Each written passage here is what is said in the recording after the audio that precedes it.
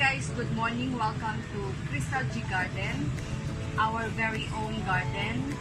This is one of our dreams for Kristal-G, that we will produce our own greens. So, tara, ikot tayo. Simulan na natin how we run our system. Ipapakita po namin. For now, we produce lettuce, the mint, and the sweet basil with our system aquaponics and hydroponics. So we also have potted plants, just like this one, calamansi. Okay, so nakikita nyo, marami na siyang bunga. So from garden to table, we use this, and also the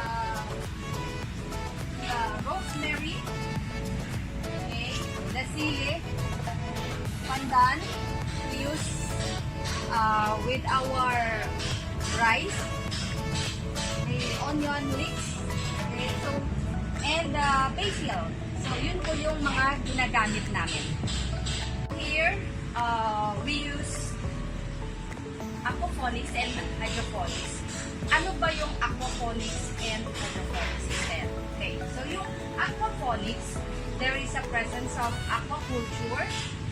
And when you say aquaculture, mayroon tayong mga isda.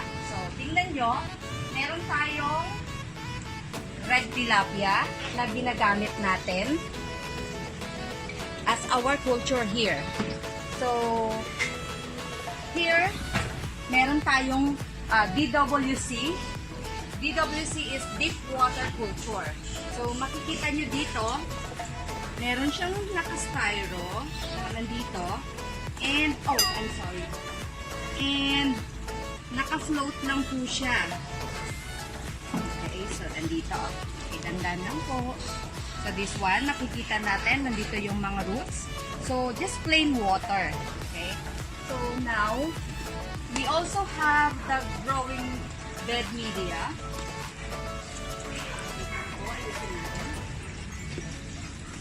Okay, the growing bed media, ang ibig sabihin po nun, meron tayong ginagamit na patulong. Ginagawa mo! Meron tayong ginagamit na pumice rocks. Okay. Okay, so ito po yung sinasabi ko na grow bed. So ang media na ginagamit po natin dito is yung mga pumice rocks. So dito, itinanim ko po dito is sweet basil. So we use it in our pesto. We also use it for garnishing with our pasta. So, ito na po siya. I think this is 5 days old. Itong natanim na to. And then, yun lang. So, meron siyang cycle na ginagamit. Okay? So, yung water, umiikot lang po yun.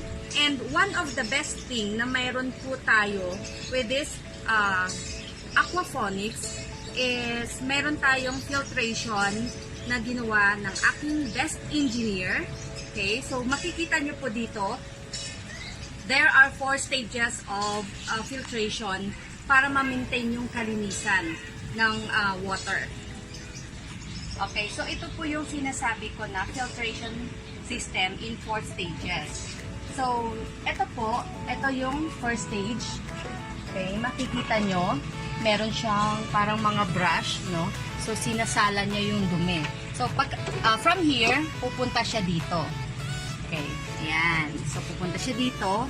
And then, on the third stage is dito. Okay, makikita nyo, ayan po yung dumi. Okay, then, the fourth stage here, eto na po siya. Nandito yung, andito yung pinaka, last stage na filtration niya, nandito yung pump. So, dito po, lalabas po yan.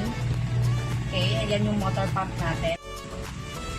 So, sa last stage na to, dito po, lalabas yung parang pinaka disposal ng dumi, no? So, yung waste material, which is, the good thing is, yun yung ginagamit namin pandilate sa mga plants.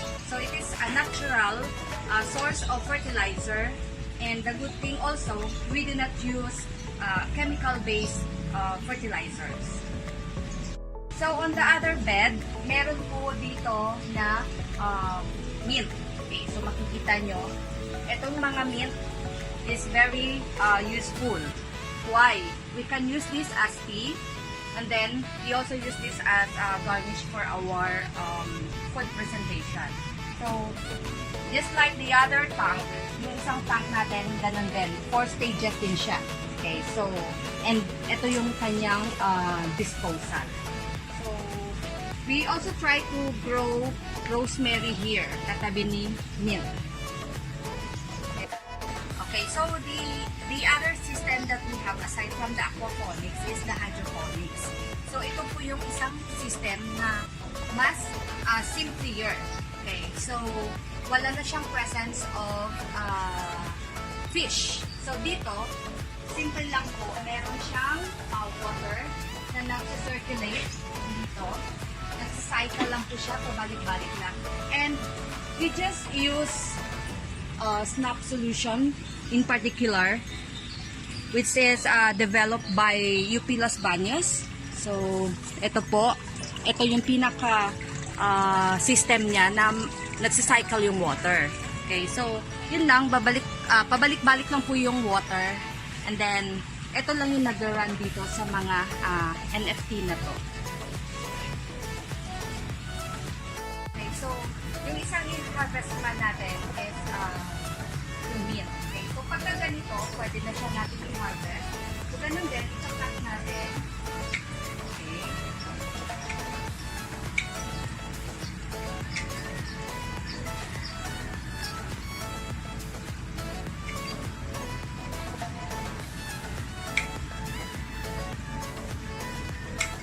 Okay, so ito na yung freshly picked na mint natin. So, from our garden to table, we use this for our menu. Okay, full grown na siya. So, pwede na siya natin i-harvest. Actually, pwede po natin siyang tanggalin na. Okay, so makikita niyo po, ito yung kanyang roots. Okay, kaso lang, we have the rocks. So, kailangan i-save natin yung rocks for our next crop. Okay, so, gugupitin na lang po natin.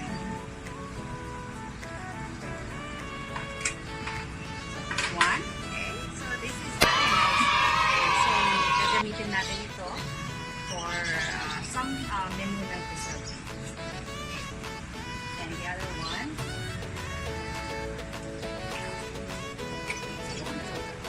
Very fresh lang ako po.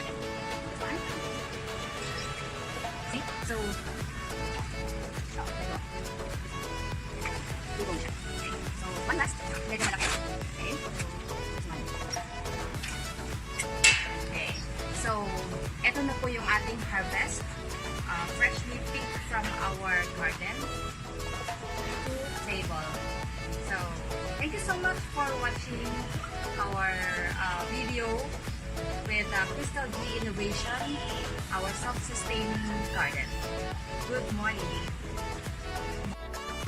Okay, so on our next episode, yung mga freshly picked natin na mga greens, I'll show you how to prepare this, some of our menu like vegetable salad.